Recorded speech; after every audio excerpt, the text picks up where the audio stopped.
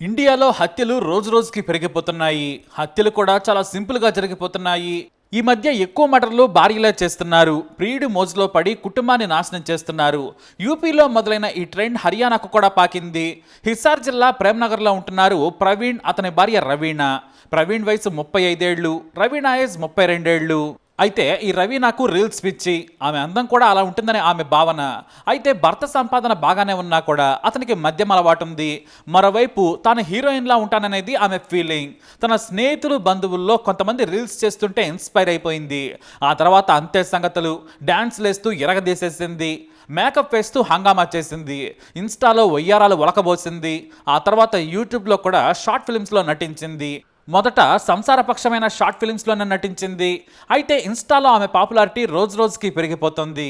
ఎక్కడ చూసినా ఆమెను గుర్తిస్తున్నారు. స్థానికంగా కూడా ఆమె పాపులారిటీని ఉపయోగించుకొని డబ్బులు ఇచ్చి మరీ ప్రమోషన్ చేయించుకుంటున్నారు. అయితే ఇది భర్తకు నచ్చలేదు. 6 ఏళ్ల కొడుకును పద్ధతిగా స్కూల్కి పంపిస్తే చాలు, ఈ చిల్లర రీల్స్ వద్దని వారించాడు. కానీ వినలేదు.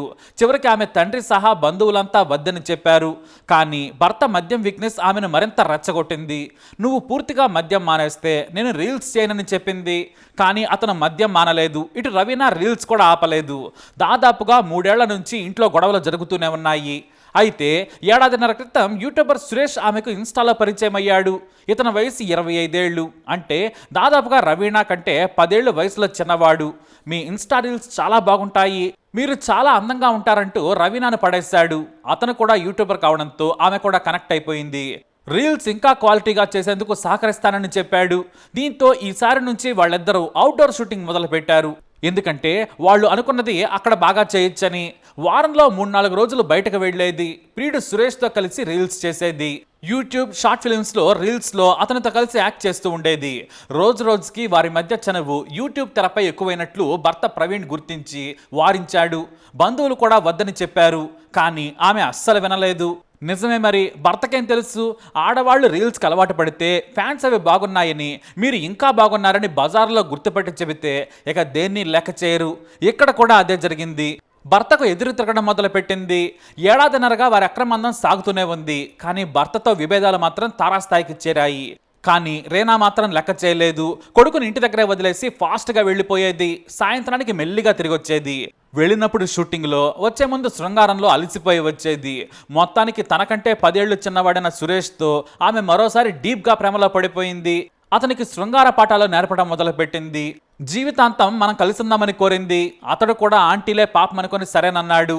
అలా అవుట్డోర్ షూటింగ్తో పాటు ఇండోర్ శృంగారం అన్నమాట. శృతి మించిన రీల్స్, వద్దన్న వ్యూస్ ఎందుకు ఆగుతారు? అయితే మార్చి 25న ప్రియుడితో షూటింగ్ కోసం బయటకు వెళ్ళింది రవీణ. మధ్యాహ్నానికే ఇంటికి తిరిగి వచ్చారు. ఆమెను తన బైక్ మీద దిగబెట్టేందుకు వచ్చాడు. పైగా కాలనీలో రవీణ సురేష్కున్న సంబంధం అందరికీ తెలుసు. భర్తకు కూడా అర్థమైపోయింది. కానీ ఏమీ చేయలేని పరిస్థితి. ఏకంగా రీల్స్లోనే నటిస్తున్నాడు కాబట్టి వారి బంధం గురించి ప్రపంచమంతా కూడా తెలిసిపోయింది. అయితే ఆ రోజున ఇద్దరు బెడ్రూమ్లో నగ్నంగా ఎంజాయ్ చేస్తూ ఉన్నారు. వారి కొడుకు హాల్లో టీవీ చూస్తూ ఉన్నాడు. సరిగ్గా అప్పుడే భర్త ప్రవీణ్ వచ్చాడు.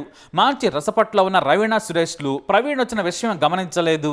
బెడ్రూమ్ తలుపుని గట్టిగా నెట్టగా లోపల ఇద్దరు దారుణమైన పొజిషన్లో ఉన్నారు. దీంతో ప్రవీణ్ ముందే వాళ్ళిద్దరూ బట్టలేసుకున్నారు. గొడవలు కూడా పెద్దవయ్యాయి. భార్య మీద చేయి చేసుకున్నాడు భర్త ప్రవీణ్. ఇటు సురేష్ మీద కూడా చేయి చేసుకున్నాడు. చివరకు నువ్వు నాకు ఇష్టం లేదని తెగేసి చెప్పింది రవీణ.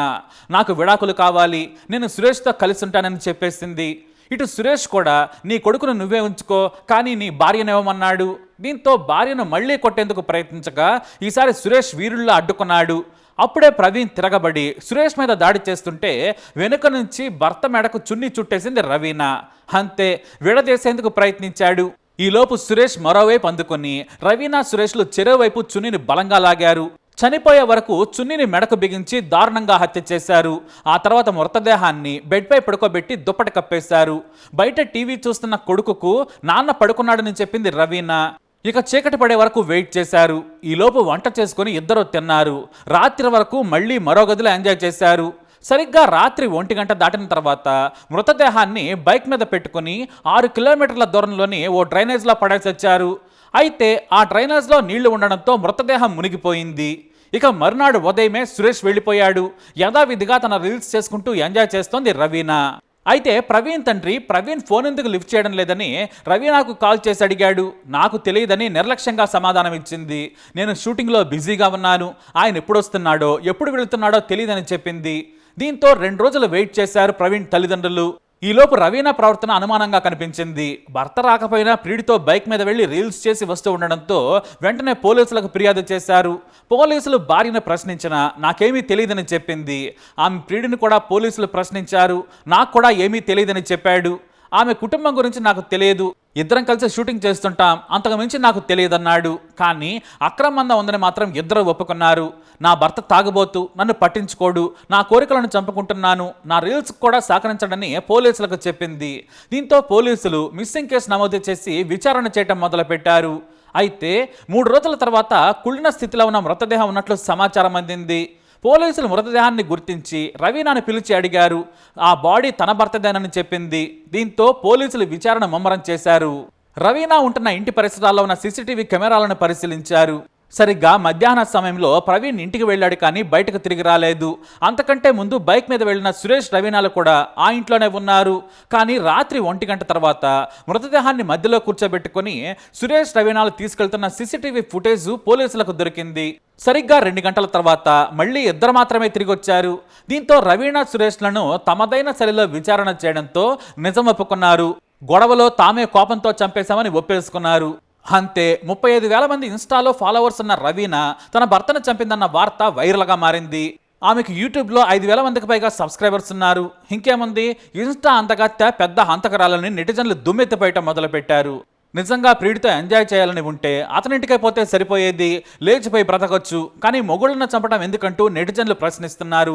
కానీ చంపేవారికి మాత్రమే దాని వెనుకున్న కారణం తెలుసు, ఇంకెవరికీ తెలియదంతే. చంపినా బయటకు వచ్చి బరి తెగించి ప్రియుడితో ఎంజాయ్ చేయొచ్చు, వీడు కాకపోతే ఇంకొకడు అనేంత బలుపు వారిద్ది. అందుకే మొగుళ్ళను చంపడం ఆగడం లేదు. కాబట్టి కాస్త జాగ్రత్తగా ఉండండి. మరి మీరేమంటారు? మీ అభిప్రాయాన్ని కమెంట్ ద్వారా తెలియజేయండి. ఈ వీడియో అప్డేట్స్ కోసం మై ఛానల్ ఫాలో అవ్వండి, అలాగే తప్పకుండా సబ్స్క్రైబ్ చేసుకోండి.